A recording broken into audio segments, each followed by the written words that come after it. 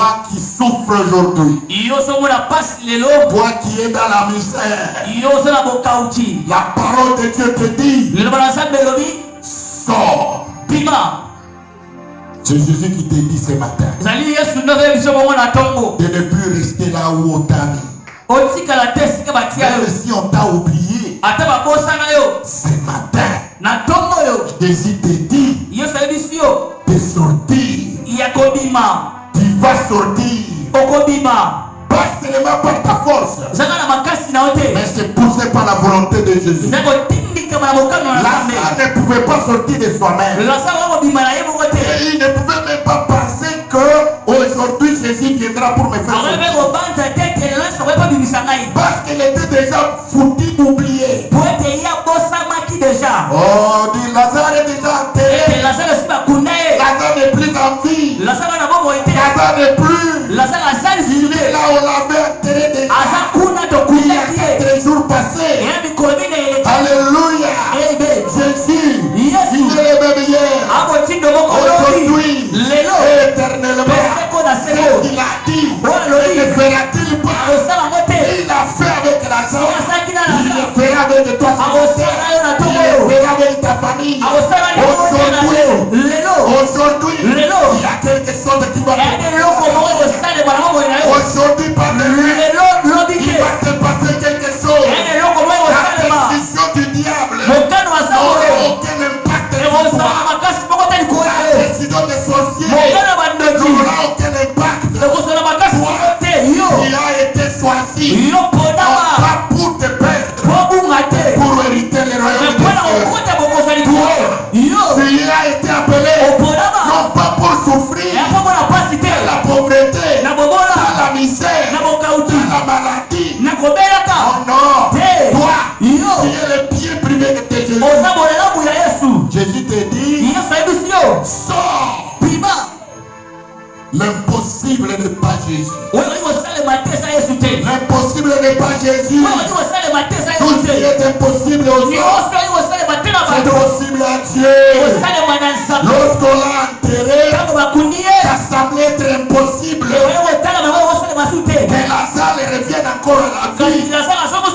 Les gens étaient déjà découragés.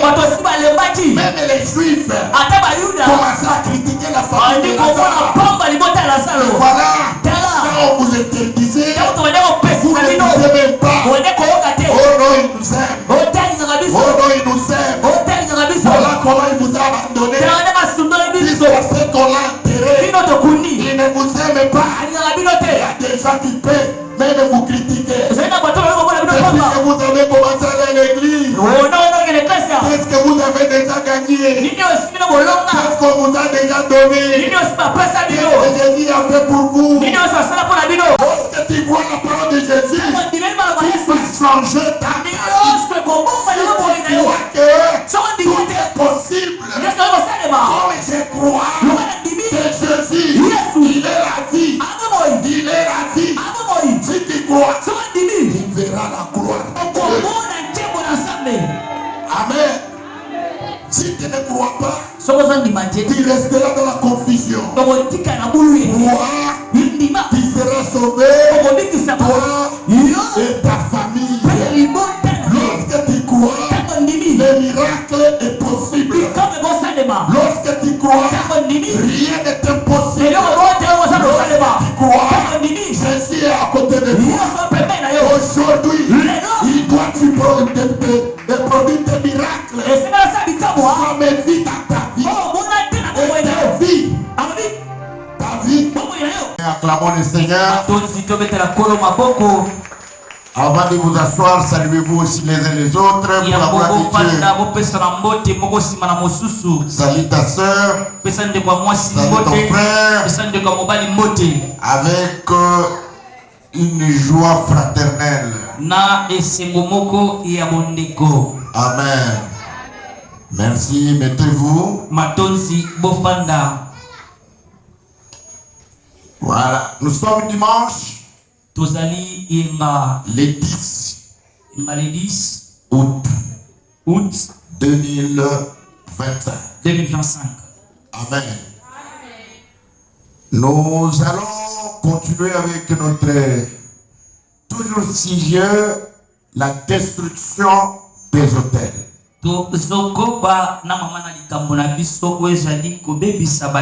Aujourd'hui, c'est la suite de la prédication de dimanche. Mais avant, j'aimerais qu'on lise un livre de 2e roi, chapitre 2, verset 20 à 21. Lisons ces livres. Et je demande au protocole de savoir arranger les enfants de Dieu.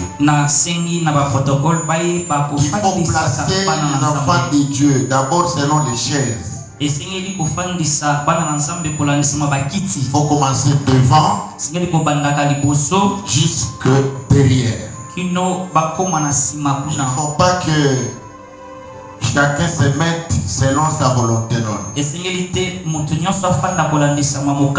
Notre Dieu, c'est un Dieu d'ordre. Et toi, enfant de Dieu, mets-toi à ta place. Il faut apprendre à respecter les protocoles. Quand un protocole t'amène à une place, il ne faut pas refuser.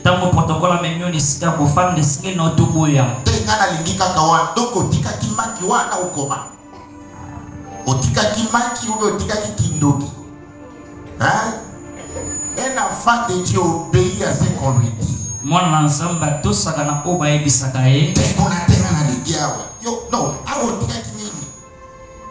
Un tel maman, une telle maman ou un tel monsieur prend même la chaise de place, cette chaise-là. Peut-être il a déjà laissé la sorcellerie là sur la chaise ou à la place.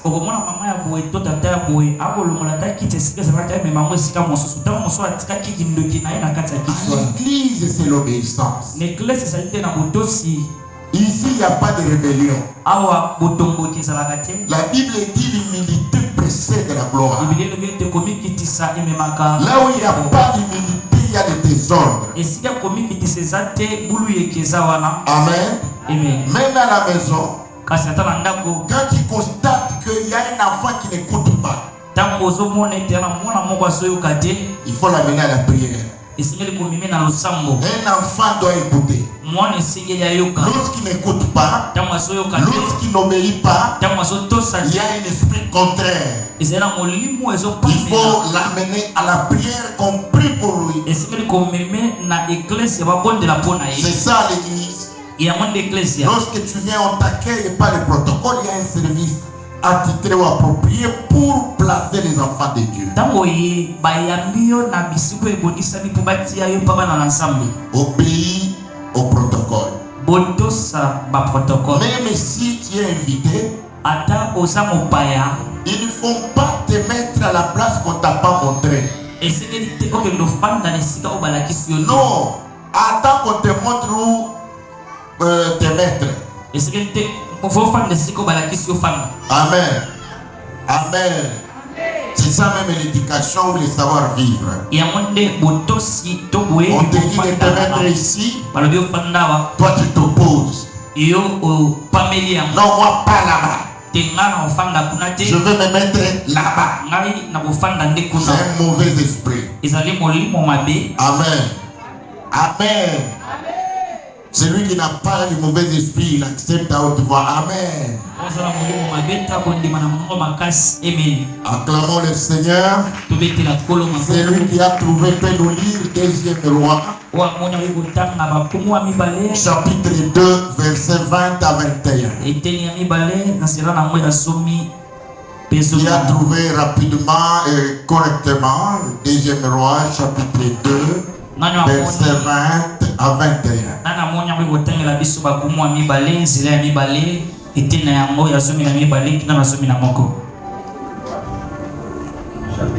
Mais à haute voix.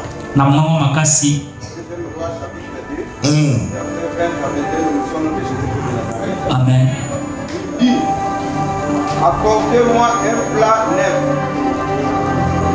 et mettez-y du sel. Et ils lui apportèrent. Il alla vers la source les eaux, et il y agita les sels, et dit, ainsi parle l'Éternel, j'assainis ces eaux, il n'en produira plus ni mort, ni stérilité.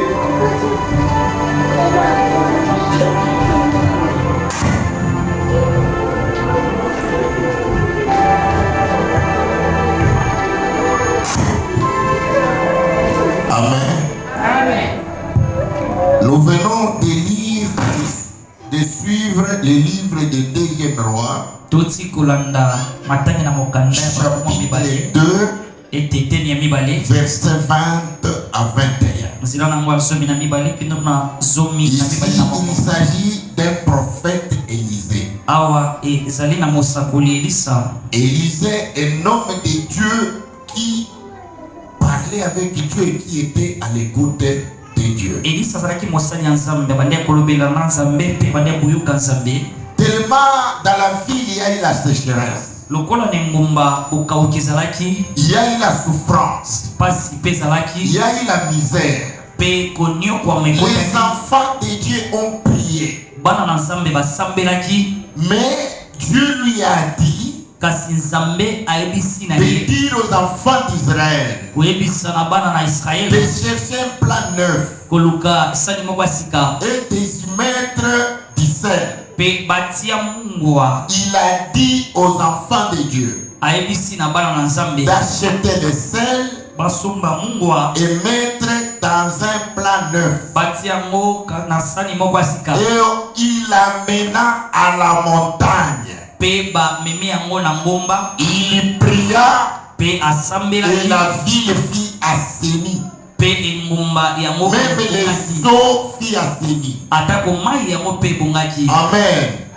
Le sel signifie la purification. Le sel que vous consommez là, même dans le livre de Jacques, le livre de la Bible nous dit pour que la nourriture soit goûtable, pour que la nourriture donne un bon saveur, il faut mettre du sel. Amen. Le sel, c'est symboliquement donne la valeur ou le goût ou l'appétit.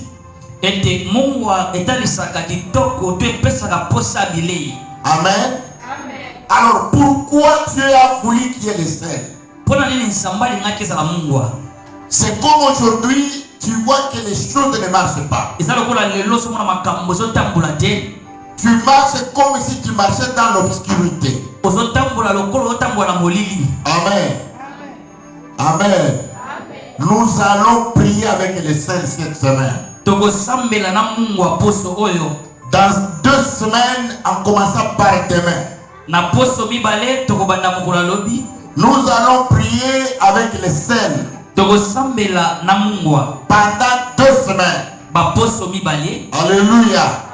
Alléluia. Et je vais vous donner la formulation comment faire. Tu vas prier chaque lundi. Après la prière, vous viendrez avec les sels à l'église. Alléluia. Donne les enveloppes là. Tu vas dans ce frère.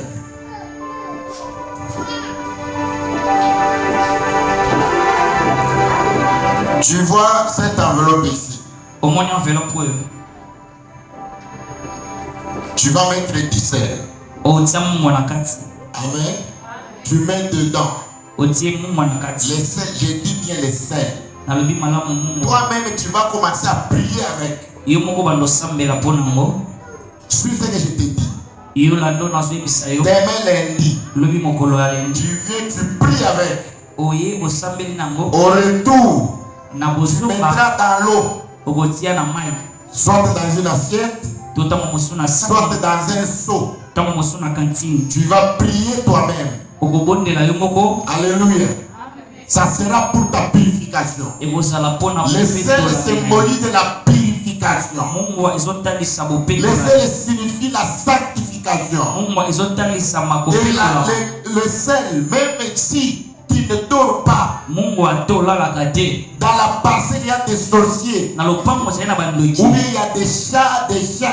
Prends seulement le sel, mets dans l'eau, prie, sopa ya lupa, bambo bakokima, banyao bakokima, okomona kama ngoli susute. Alléluia. Il y a des parcelles où les chiens viennent commencer à se balader dans la parcelle. Ou bien des chiens, ils viennent dans la parcelle et commencent à crier. Kobundana bangote. Yosua mumbwa pia na kati ya kantini. Bondela sopa yako. Ekozala bombe atomique. Ekozala kake. Puis uyo asimba nzoto na yo. Place à Kozala. A ressentir que non moto ya zali sur la sauter. Alléluia.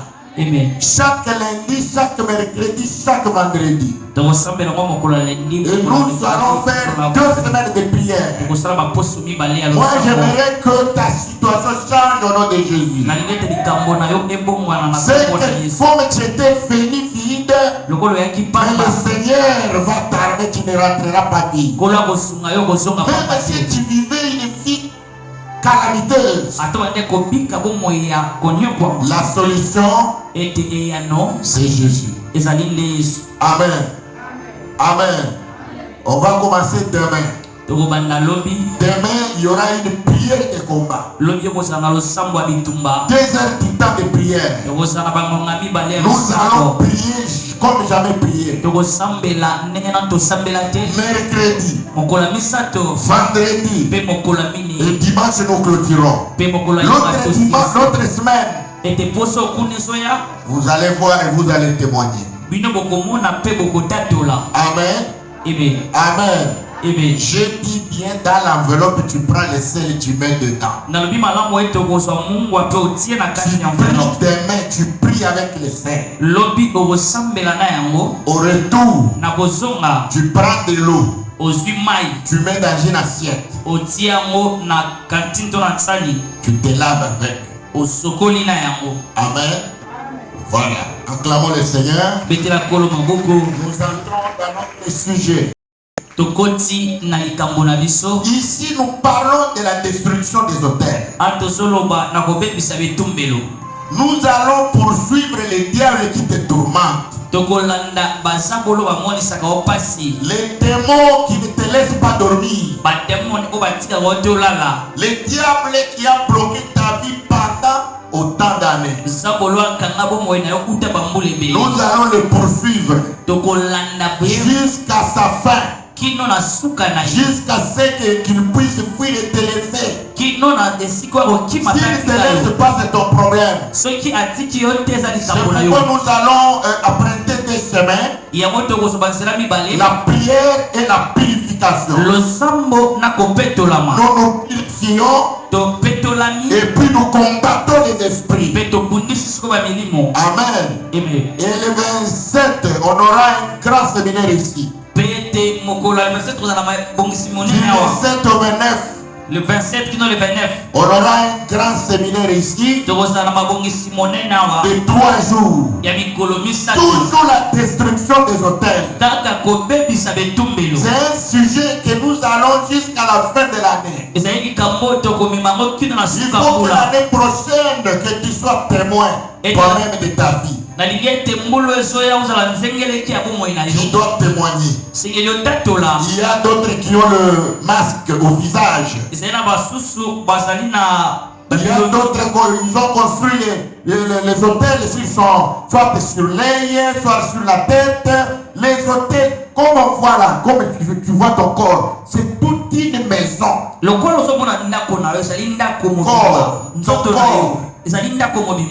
Amen. Amen. La Bible dit, ne savez-vous pas que ton corps est le temple. Ta maison, là, ton corps là, il y a même des chambres. C'est pourquoi on nous parle de 3 personnes dans une personne. Il y a le corps, il y a l'âme, il y a l'esprit. Constitue un être vivant. On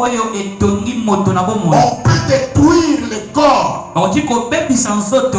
physique. On te laisse l'âme. Mais l'âme, tu seras comme un animal. Un animal n'écoute pas. Même si on les chassait, il y revient encore. C'est parce que le corps a été détruit. Tu ne vis plus comme un être vivant. Amen. Acclamons encore le Seigneur. Dimanche passé, on a parlé sur Lazare. Lazare, ami de Jésus.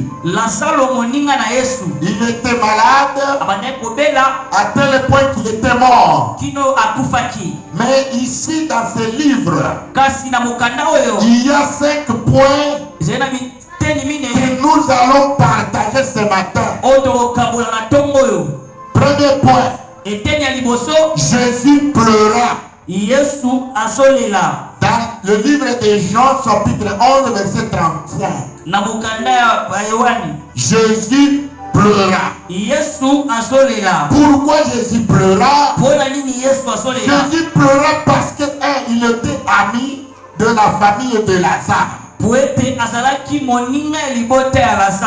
Pas seulement pleurer parce que Lazare est mort, mais il avait aussi la compassion de Lazare. Il n'a pas pleuré pour pleurer, mais il a montré la compassion, l'attachement, l'amour qu'il avait envers les frères de Lazare. Amen. Je dis, premier point, Jésus pleura. C'est Jean 11, 35. Jésus pleura pas seulement sur le plan physique, mais aussi il avait la compassion envers la famille de Lazare.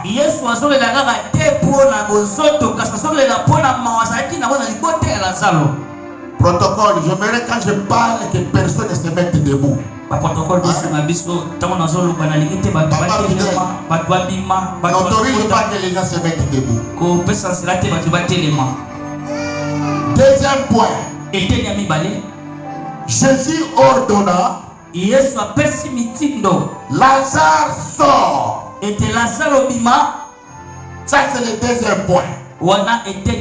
C'est dans Jean chapitre 11 verset 43. Il y a Jésus pleura. Lazare sort. Pourquoi il donna l'ordre? Et Lazare quitte le tombeau. Alléluia. Parce que Jésus était la vie et la lumière.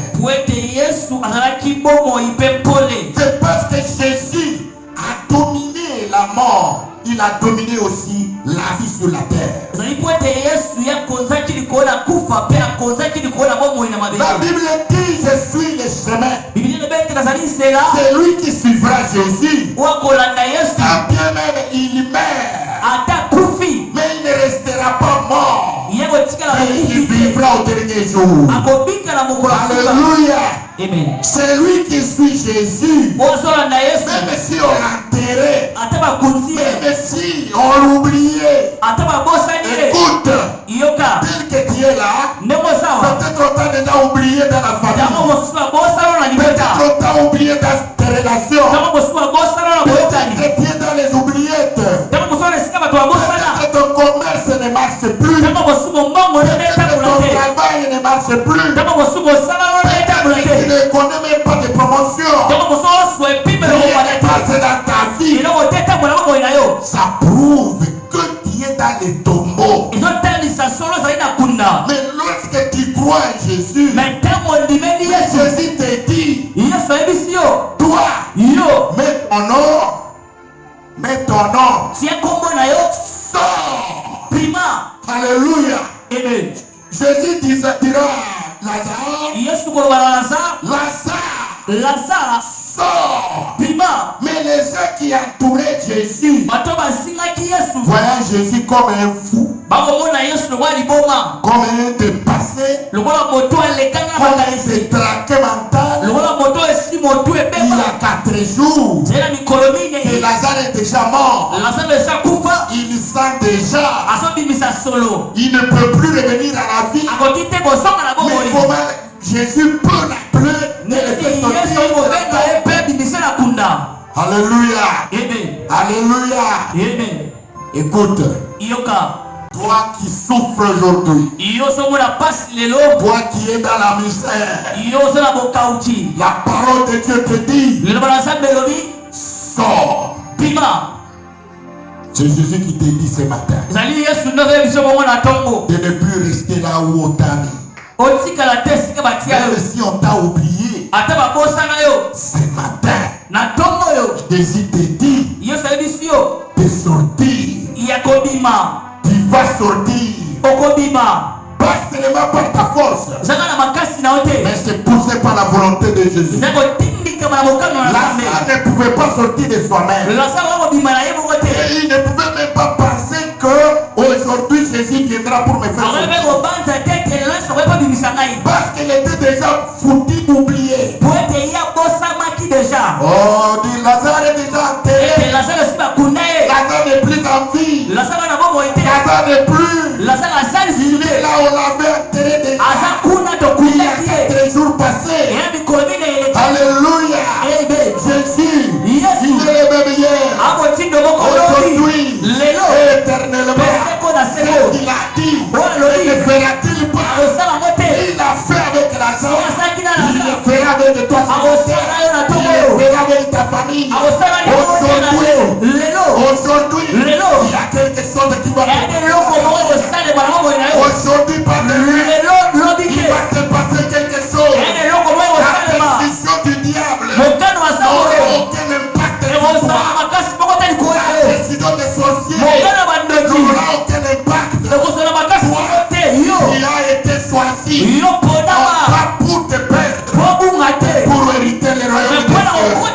Toi qui a été appelé, non pas pour souffrir, la pauvreté, la misère, la maladie. Oh non, toi, tu es le pied privé de Jésus. Jésus te dit, sors. L'impossible n'est pas Jésus. L'impossible n'est pas Jésus. Tout ce qui est impossible aux hommes, c'est possible à Dieu. Lorsqu'on l'a enterré, ça semblait être impossible. Mais Lazare revient encore à la vie. Les gens étaient déjà découragés. Même les Juifs commençaient à critiquer la famille de Lazare. Voilà, quand on vous interdisait, vous ne disiez même pas. Oh non, il nous aime. Oh non, il nous aime. Voilà comment il vous a abandonné. Jusqu'à ce qu'on l'a enterré. Il ne vous aime pas. Il y a des gens qui peuvent même vous critiquer. Depuis que vous avez commencé à aller à l'église, qu'est-ce que vous avez déjà gagné? Qu'est-ce qu'on vous a déjà donné? Qu'est-ce que Jésus a fait pour vous? Ils ne font pas. Vous laissez faire. Jésus-Christ, il est la vie. Jésus, il est la vie. Lorsque tu as Jésus, tu as la vie. Amen. Amen. Est-ce que tu peux acclamer le Seigneur? Parce que tu as la vie. Parce que Jésus est avec toi. Acclame très fort. Amen. La vie est en Jésus. Lazare sort. Il croyait que c'était du théâtre. Est-ce que Lazare va sortir? Attendons voir. Attendons voir. Mais la parole de Jésus a une puissance incommensurable. La parole de Jésus, dedans il y a une vie. Lui-même a dit, je suis la vie. Amen. Amen. Est-ce que tu crois que Jésus a la vie? Et cette vie, tu l'as aussi. Amen. Ce qui semble être impossible aux autres, mais pour toi qui crois en Jésus, c'est possible. Acclame pour ton Dieu. L'ordre donné par Jésus, c'était de faire sortir Lazare. Et c'est le même ordre qui t'est donné ce matin. Tu as tant souffert avec la pauvreté. Tu as fait du commerce. Ça ne marche pas. Quel commerce que toi tu n'as pas encore fait? Tu as travaillé avec tes forces. Tu t'es poumonné jour et nuit. Jusque-là, rien ne marche. C'est comme Pierre, un grand pêcheur. Il avait une entreprise de pêche. Il a pêché toute la nuit. Il n'a rien eu. Et le matin, il vient accoster. Il trouve Jésus. Il demande à Pierre. Ça a été du Seigneur. Toute la nuit, je n'ai rien eu. Alléluia. Jésus lui dit, Pierre, rentre encore. Alléluia. Il lui dit, Pierre, rentre encore. Mais Pierre lui dit, Seigneur, ici chez nous, nous pêchons la nuit. Nous pêchons la nuit et non la journée. Amen. Nous pêchons la nuit. Jésus lui dit, rentre encore. Pousse encore dans la eau profonde. Et va pêcher. Jésus lui dit, Seigneur, il ne pêche jamais la journée. Il ne pêche la journée, je n'aurai rien. Mais Jésus a insisté. Pierre, pourquoi tu insistes avec moi? Tu ne crois pas ma parole. Alléluia. Pierre ne savait pas la manière de Jésus. Mais Jésus a dit, rentre. Et Pierre dira, par ta parole, par ta parole, je jeterai le filet. Il ne l'a pas fait à cause de lui-même, il a fait à cause de la parole de Jésus. Ce matin, lorsque tu vois la parole de Jésus, tu vas changer ta vie. Si tu crois que tout est possible, comme je crois que Jésus, il est la vie. Il est la vie. Si tu crois, tu verras la gloire. Amen. Si tu ne crois pas, tu resteras dans la confusion. Toi, tu seras sauvé, toi et ta famille. Lorsque tu crois, le miracle est possible. Lorsque tu crois, rien n'est impossible. Lorsque tu crois, Jésus est à côté de toi. Aujourd'hui, il doit te produire des miracles. Ça m'invite à ta vie. Et ta vie aura un changement. Jamais connu. Même tes amis qui t'ont connu, ils diront aussi big ici. Tu as touché au fétiche. Alors que ce n'est pas le fétiche. Parce que tu as cru à l'homme de Galilée. À l'homme qui change l'impossible au possible. Qui change l'incurable au curable. Au guérisseur même de sida. Même si tu as le sida, le nom de Jésus est un grand nom. Alléluia. Alléluia. Le nom de Jésus, c'est le nom nom qui change la vie de quelqu'un. Alléluia. Tu peux étudier, tu peux avoir des diplômes, tu peux voyager. Si tu n'as pas Jésus, tu es encore zéro. Tu regardes d'abord Jésus. La Bible dit, cherchez premièrement le royaume de Dieu. Et tout vous sera donné par Jésus. Mais ce n'est pas le monde. C'est d'abord Jésus. Avec Jésus, tout est possible. Avec Jésus, il y a la vie. Alléluia. Lazare sort.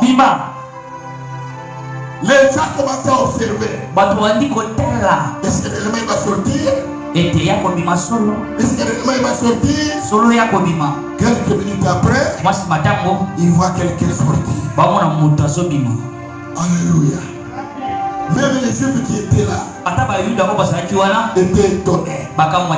Les miracles qui vont se produire dans ta vie étonnera même ton entourage, étonnera tes voisins, étonnera ta famille. Et ils diront Kakaye, mais Kakayo. Oui. Alléluia. Amen. Kakaye, mais Kakayo. Oui. Et c'est toi qui donneras le nouveau griffe dans ta famille. Tu es né dans une famille où il n'y a pas de griffes. Mais toi, tu donneras le griffe. J'aimerais que tu me donnes un amen qui bouge même les temps. Dis à ton frère, dis à ton voisin, c'est moi qui donnera un nouveau griffe. Ma famille n'est pas connue, mais à travers moi, ma famille sera connue. Ma famille souffre. À travers moi, ma famille révélera le bonheur. Ma famille est dans la misère, mais à travers moi, je mettrai fin à la misère. Et cela va se passer au nom de Jésus. Amen. Alléluia. Jésus a dit, toi Marie, ne t'ai pas dit, si tu crois, tu verras le miracle. Moi aussi je dis, ôtez-vous la crédulité. Commencez à ôter les crédulités. Les miracles ne peuvent pas se produire là où il y a des crédulités. Au lieu de croire, toi tu hésites. Toi tu doutes. Au lieu de croire, tu commences à cesser des problèmes. Au lieu de croire, tu cesses les coups dans la tête. Alléluia. On ne vient pas à l'église pour chercher des problèmes. On vient à l'église pour construire la foi, pour obtenir les miracles. Le miracle est encore possible pour toi. Le miracle est encore possible pour toi. Si tu crois, tu verras la gloire de Dieu. Et cette gloire ne peut pas. Toi tu as voulu. Non, c'est poussé par la volonté du Très-Haut. Alléluia. Amen. Ce que tu fais, ce n'est que rien. Et ce que Jésus va faire va étonner le monde. Et le monde dira heureux pour lui. Heureux pour toi. Parce que tu as cru. Oh, Lazare sort. Après, Jésus a posé la question. Alléluia. Cette histoire me fait des fois la joie. Pour voir quelqu'un qui était déjà décédé, oublié, qui sentait déjà mauvais solo et revenir à la vie.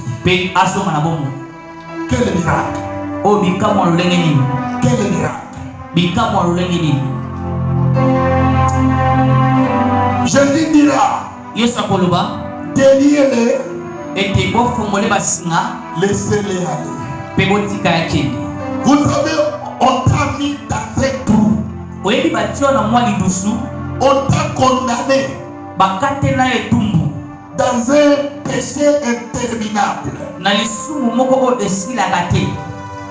Que toi, tu ne quitteras pas ce péché-là. Pour ce péché-là, tu mourras dedans. C'est un hôtel qu'on a sacrifié la famille. Mais ce péché s'arrête lorsque tu crois en Jésus. Lorsque tu ne crois pas, ce péché va percuter même sur tes enfants. C'est pourquoi il nous est recommandé d'amener un combat spirituel pour préparer l'avenir de nos enfants. Pour arrêter l'hémorragie de ce péché-là. Amen. Tu n'as jamais écouté moi non yo adosala makambo tatana ya banengo sa. Makambo adosala exactement makambo koko na ye abandaka kosala. Mais koko na daka dumba mo awusakana te. Koko na ye. Oh. Alléluia. Amen. Mais masano azomela eza masanga ya koko na ye abandaki komela masanga. Mais lorsque Jésus est venu, il est venu te faire sortir de là. Amen. Amen. Si tu veux sortir, c'est ton problème. Si tu ne veux pas sortir, c'est encore ton problème. La Bible dit, si tu as de la bonne foi, c'est conditionnel. Si tu veux, oui. Si tu ne veux pas, c'est ton problème. Lorsqu'il dit déliez-les, il n'a pas dit laissez-les rester là. Jésus a dit déliez-les, laissez-les aller. Amen. Amen. Lorsque tu seras délivré, ne reste pas là. Ne reste pas dans cette parcelle-là. Déplace-toi. Quitte cette parcelle. Quitte cette famille. Va commencer une nouvelle vie. Jésus a ordonné. Ne les laissez pas là-bas. Déliez-les. Laissez-le partir. Il doit aller chercher la vie. Il doit mener notre vie. Alléluia. Toi tu es né toujours dans ta famille. Tu as grandi toujours dans ta famille. Tu es là toujours autour de la famille. Non. Tu dois quitter. Même Abraham, Dieu lui a dit, Abraham, quitte ta patrie, quitte ton père, quitte ta mère, dans la vie où je te montrerai. Lorsqu'on quitte, c'est déjà une délivrance. C'est lui qui a déjà quitté sa famille. Il ne jouera pas. Même dans le mariage, la Bible dit l'homme quittera sa famille, son père, sa mère, s'attachera à sa femme. Le problème c'est de quitter. C'est de ne pas rester sur place. Lorsque il y a une certaine délivrance. Parce que tu ne quittes pas, il y a un problème. Amen. Déliez-les. Laissez-les aller. Tu dois partir. Ici, tu dois sortir. De là on t'a mis. Et c'est que tu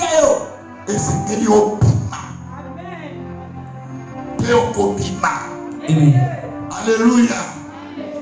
Loba na kobima.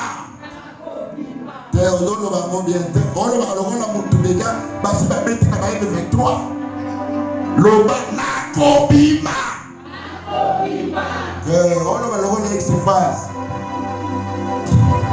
Oyebi mutu oyo akenda kolibere, akenda kadetermine. Amen.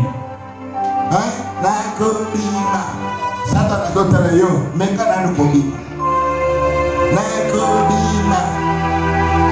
Adopemeli, Satan adopemeli. Loba nakobima. Tango zoloba, mona kona molimo, ndenge ozobima. Alléluia. Amen.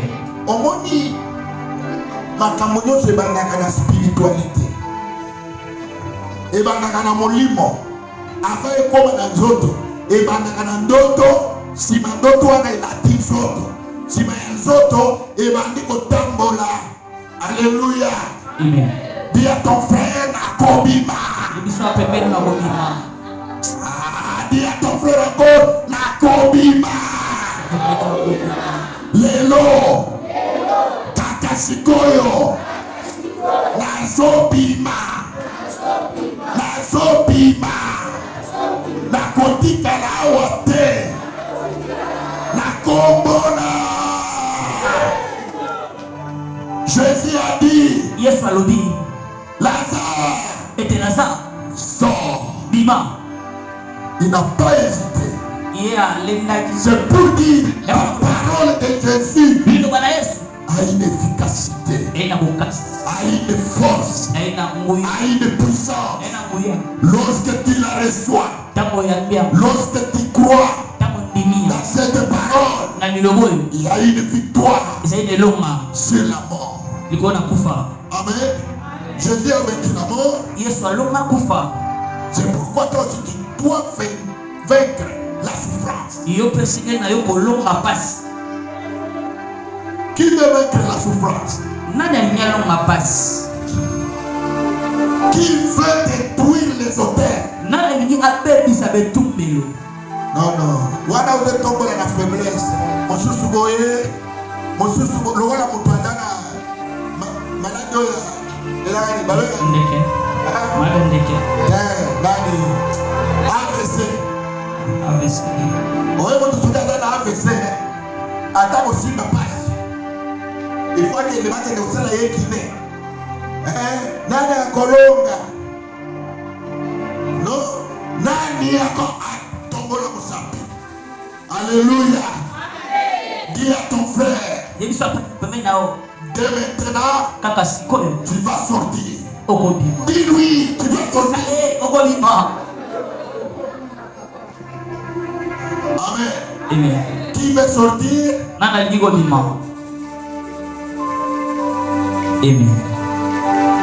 Qui veut rester? Qui veut rester? Alléluia. Dans 2 semaines, on va faire des prières qui va te créer encore des problèmes. Alléluia. Amen. La prière crée encore des problèmes. Parce que ceux-là qui t'ont bloqué, qui t'ont enterré, ne seront pas contents de te laisser aller. Ils voudront te bloquer. Ils bénédictent aucun de tes. Un prisonnier. Toi, tu as déjà vu un prisonnier sortir librement. Soit il faut qu'il y ait un ordre suprême. Soit un procureur général. Soit un général. soit le président de la République, sinon un caporal ou un capitaine peut te bloquer. Tu vas aller où? Tu viens avec nous. Tu es ici. Tu es ici. Tu ne pars nulle part. Alléluia. Mais s'il y a l'ordre, et dit colonel, laisse-les. Mon Dieu a donné. Amen. Ici, c'est le roi des rois qui parle. Ici, il y a celui qu'on appelle le tenteur du pouvoir. Ici, il y a celui qui porte la couronne de la victoire. Il a vaincu le diable. Aucun caporal, aucun lieutenant, aucun capitaine, aucun colonel, aucun général, aucun ministre, aucun président n'a le pouvoir de te bloquer. La parole de Jésus, elle est plus puissante que la parole du président de la République. Et cette parole te dit, toi, sors. Tu dois sortir. Quels que soient les liens, même si on t'a bandé les liens, même si on t'a bétonné, même si on t'a enterré sous la mer, même si on t'a enterré je ne sais pas où, je m'adresse à une personne qui a besoin de sortir. Toi ce matin, il y a une parole puissante, il y a une force qui va te faire sortir ce matin. Pas parce que tu es bon, pas parce que tu es belle, pas parce que tu es béni, mais parce qu'il y a la parole puissante. Amen. Amen. Même si on a pris ton sang,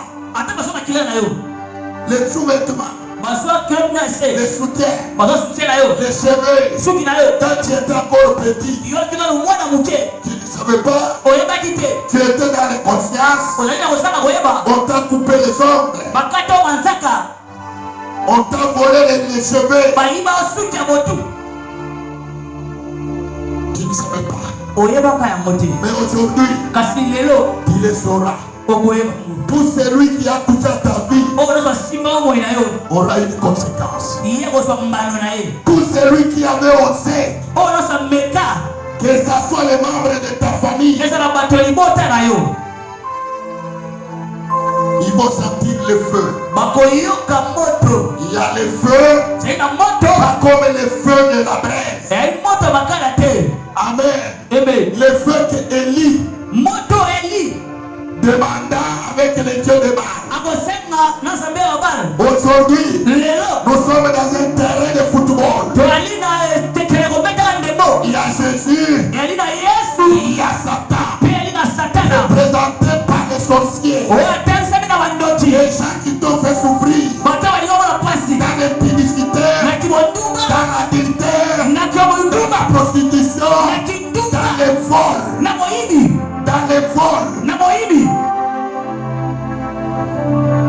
Toi tu étais là, si tu n'as pas encore volé les fils qu'il allait, tu n'es pas tranquille. Après avoir volé, tu es tranquille. Alléluia. Ce n'est pas encore de toi-même. Tu étais dans l'inconscience. Tu dois quitter. Tu dois quitter. Et la mission que Jésus est venu faire, c'est pour te faire sortir de là où on t'a sorti. Amen. Amen. Il leur donne encore. Il délie. Laissez-les aller. Qui doit aller. Qui doit avancer. Ton commerce doit avancer. Ton travail doit prospérer. Tes études, tu dois atteindre jusqu'à à la licence. Dans ta famille, aucune licence. Mais toi, tu seras licencié. Tu seras docteur. Toi, tu seras ministre. Oh, laisse-moi te dire, tu seras DG. Il y a même des généraux qui sont ici. Il y a même des ministres. Oh, je vois vous. Le miracle que Dieu veut opérer. Cette église sera construite avec les enfants de Ménage. Alléluia. Dès que tu es là, il n'a aucun soutien. Il n'a aucun espoir. Et le Seigneur te fasse grâce. Dans la Bible dit, il sera la tête et non la queue. Alléluia. Toi, tu ne peux pas être la queue. Non. Tu dois être la tête. Amen. Amen. Avant de prier, c'est lui qui te t'appelle, c'est lui qui veut. Je ne t'oblige pas. C'est toi, les scènes, c'est toi-même qui vas acheter. Moi, je te donne seulement l'enveloppe.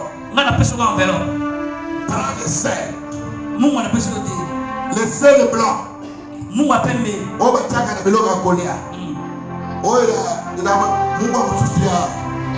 c'est le rouge. Oh, il y a 6 jours, on va avec un 6. Nana, il y a 6. Il y a tout le monde doit être. Mungo ya bébé. Oh, il y a un peu de canapé. Oh, comment intouchable. Aussi, maman, oh, comment moto. Fire. Oh, fire. Au Sambela, ma bonne délit, le voilà, Zembo. Toujours qu'il qu'on parle de réalité à prière. Tolongwe na mungu tokota na mabele. Oni ke mabele oyo kaka. Boye bien moi. Mabele na matoi. Boye bien moi. Toko makuna yo zela malembe. Bon, celui qui veut qu'il vienne prendre l'enveloppe. Yo moko si mungu oti lombi lendi. Yakana enveloppe. Yakana mungu toko bonde la âme. Aimer c'est la prière. Il n'y a pas d'enseignement. Journée à l'homme, il y a la prière. Mercredi, prière la prière. Vendredi, prière. Qui n'ont qu'Obima. Obima. La seconde bonne, dans le dos de la enveloppe. Aujourd'hui, mon bon Dieu. Oye na bolobi tout ça mais je enveloppe na yo.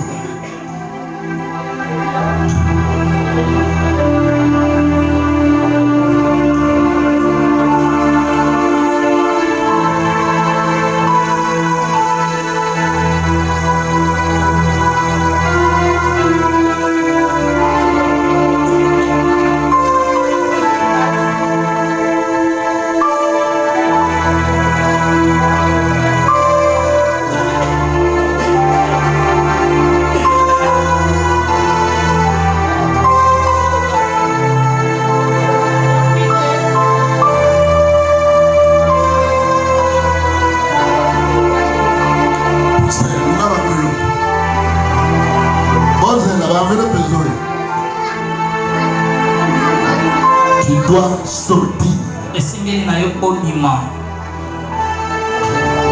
Tu dois sortir. Zoma kamonazo isayo au sérieux. Dès que tu arrives à la maison, joue mon voiture à la carte. Banako sambela nandako na yo. Au samedi, lobby, 16h, yaka na bonne église. Sambela, vendredi, yaka na mercredi, yaka na yako. Vendredi, yaka na yako. Amen. Amen. Toko clôturer maïwa. Donc, quand vous avez un lobby, au samedi, aux autres nandako, tiamo na nini. Kanti, tiamai. Nyonso esili na kati. Elimwa. Isangani. Isangani mai. Swahili ya Lingala beba lwani. Mama mango ananyosu bachili. Sawa kusila. Kusila. Esili sokola yako. Wewe ngana ebisio. Luwa Mungu nayo. Kiana envelope lelo sambela. Kusokola te. Yakalobi l'église. Sima ya awa tangu tushilisi kusambela awa. Longa na ndako. Kiango na sahani. Kiango na kantine. Balusa esili sokola. D'abord sambeleli yako. Que Zambe na zako skobeli mawe. Na signification ya purification ya nzoto na ngai. Ya vie na ngai. Ovi osokoli sikoyo. Mercredi tokopesa ba enveloppe mususu. Vendredi tokopesa mususu. Pendant 2 semaines. Okomona makambo ekolekana na ndako na yo. Soki ke solution mo wata na ndako. Okobuta yete yebo bakokima. Akokanga bisaka na ye alobite. Mama, pardon, babenga na mboka. Yo na mboka oyeli mutu na te. Okepe na te na kena. Alléluia. Amen. Il doit se passer quelque chose dans ta vie. Parce que ta vie a beaucoup souffert. Après ce séminaire, nous allons maintenant dans la terre ici. Pour que la terre parle. La terre doit parler. La Bible dit, ô ciel, ô terre, prête l'oreille. Ça c'est Dieu qui parle. Dans la terre, il y a l'oreille. Tu fais les chants, ça ne produit pas. C'est-à-dire, l'oreille de la terre est bouchée. Il faut que la terre écoute ta prière. Nous commençons par la purification de ton corps. Nous commençons par la purification de ta vie. Alléluia. Amen. Après Bosogola, Sogo Monique Nanda Kunayoba, Banyao, Bayaka Bosakana, Zoga Kamungo, Tiana Mai, Samela, Boaka Rupa, Bambo Bokima, Bangaba Bokima. Amen. Tu viendras donner les témoignages ici. Amen. Aujourd'hui, nous sommes arrivés à la fin. Nous allons vivre les miracles de Dieu. Et le 27, le 28, le 27, le 28, le 29, et le 29, on aura un séminaire. Un grand séminaire. Amen. Amen. Un grand séminaire. Nous allons enseigner les détails. Toujours le même thème. La destruction des hôtels. Tu souffres inutilement, innocemment. Tu as une conscience terrible. Tu dois sortir. Et Dieu fera un grand miracle dans ta vie. Je verrai que chacun se mette debout pour entrer dans la prière. Mets-toi debout. Toujours la destruction des hôtels. Si tu as le fétiche, viens me voir après ici. Je dis ceci. Si tu es dans le fétiche, si tu es sorcier, viens me voir après le culte. Toi et moi, nous allons parler. Je vais t'aider. Sinon, il y aura des percussions graves. Je lance un appel aux enfants de Dieu. Celui qui est dans la sorcellerie, celui qui détient le fétiche. Il est grand temps de venir me dire. Oh, Nazalakana, Sina Loketo. Nazalakana Kisimoko Boy. Yakana Yamomba. Comme ça, on va prier ça. Et on va prier pour toi la délivrance. C'est une vie qui ne te mérite pas. La vie que toi tu as ne t'appartient pas. Toi tu mérites mieux que la souffrance. Parce que la Bible dit, je connais les projets que j'ai formés sur vous. Premièrement, projet de paix, de bonheur et la prospérité. Et je vous dis que je souhaite que tu prospères. Je souhaite que tu prospères. Comme prospère l'état de ton âme. Mais toi tu ne prospères pas. Lorsque tu ne prospères pas, l'église aussi ne prospérera pas. L'église, c'est quand il y a des gens qui ont les moyens. Dehors, aucun véhicule. Même pas une moto. Même pas un vélo. Donc des gens qui ont les moyens. Et ils sont causés à Dieu, mais pas toi. Tu dois te révolutionner. Tu dois te révolutionner. Tu dois dire non à la souffrance. Tu dois dire non à la misère. Tu ne mérites pas la souffrance. Tu vas travailler chez quelqu'un. Afutanayo 100 000 francs, 70 000 francs, ou $70 ou $80. Tu penses que $80 aussi ça passe na yo? Au lieu d'aller même faire les champs, na maluku soki wapi, passe ya une année et après tu vas sortir dans la souffrance.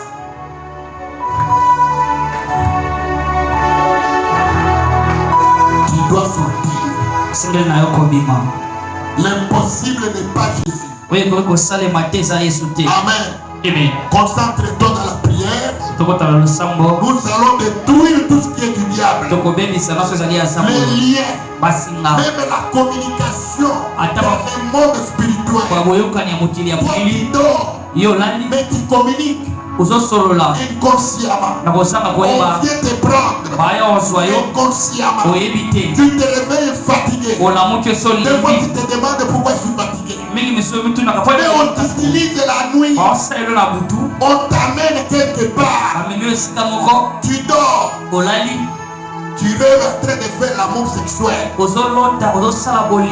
il y a des femmes de nuit ou des maris de nuit. Non, les longs réalité, vraiment, nous allons s'embrasser dans mon bail. Ce sont des esprits mauvais. Il y a un témoignage où une maman avait témoigné. Mais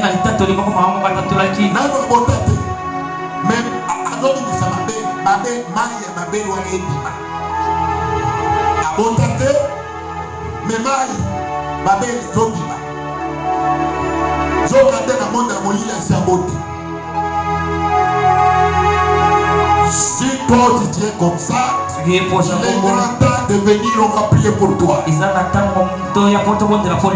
tu rêves, tu portes un bébé. Pendant la nuit, pendant que tu dors, on bercer moi chaque jour. Au bota de Mili Mobabé, mais sans que tu ne te rends pas compte que tu es au bota. Amen. Tu dois sortir. Tu dois quitter ces lieux-là. Tu dois quitter les lieux, les tombeaux, tu dois quitter. Et tu dois partir. Tu dois prospérer. Ta vie doit changer. Ta vie doit aller de l'avant. Tu ne mérites pas la souffrance. Tu mérites le bonheur. Tu mérites l'argent. joie. Tu mérites l'élévation. Tu mérites la croissance. Amen. Acclamons le nom de Jésus. Acclamons le nom de Jésus.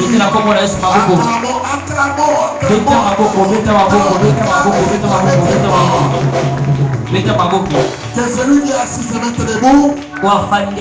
Mettez-vous debout. Acclamons très fort. Acclamons très fort.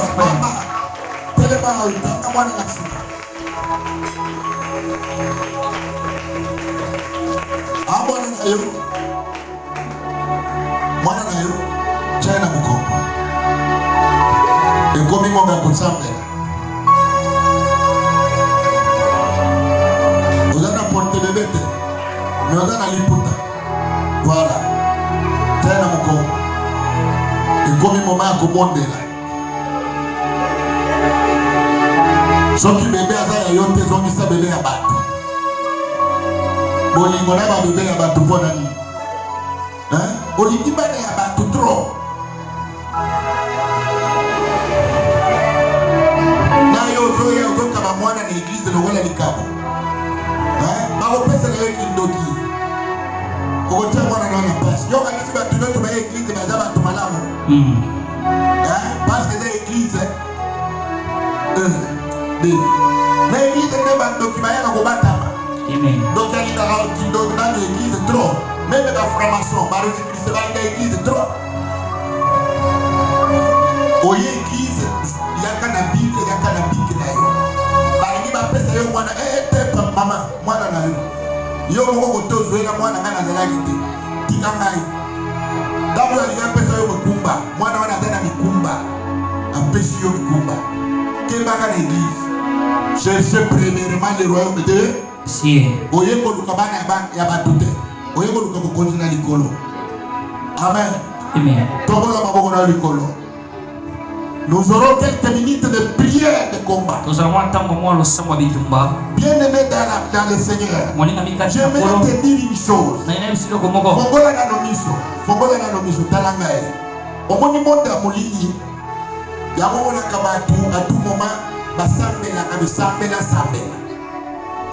Jésus, mais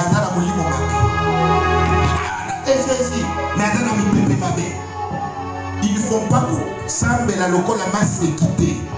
Quand on dit prier, tu prends ta concentration. Tu vois comment Jésus a été tué à la croix à cause de toi. La Bible dit c'est à cause de ces meurtrissures de l'autorité.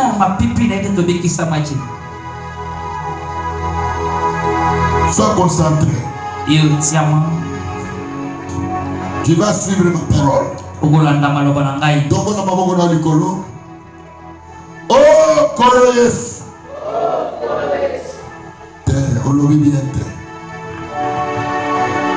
Oh, Koloyes. Même Yesu aganga ki Lazare sort.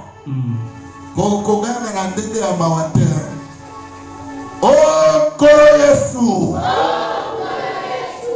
Na yepai na yo limbisa ngai ngai mosumuki motu mabe motsumuki motu ya masumo limbisa ngai petola ngai osopaki makila na yo nekulusu Pote ngai na zwa boboy. Pote ngai na bima na kunda. Na kombo na Yesu. Limbisa ngai. Petola ngai. Makila na yo. Elimbisa ngai. Esokola bomo ina ngai.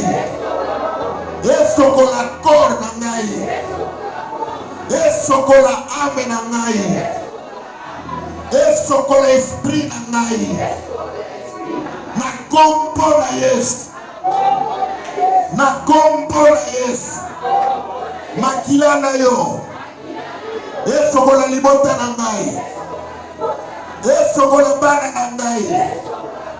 esokola avenir ya bana na ngai, epetola libota na ngai, elimbisa mosala na ngai, epetola commerce na ngai, bimisa ngai, place batia ngai, makila na yo, elibisa ngai, na kombo na Yesu, na kombo na Yesu, na kombo na Yesu, na kombo na Yesu, na longwe place batikaki ngai, na boyi place batikaki ngai, na kombo na Yesu.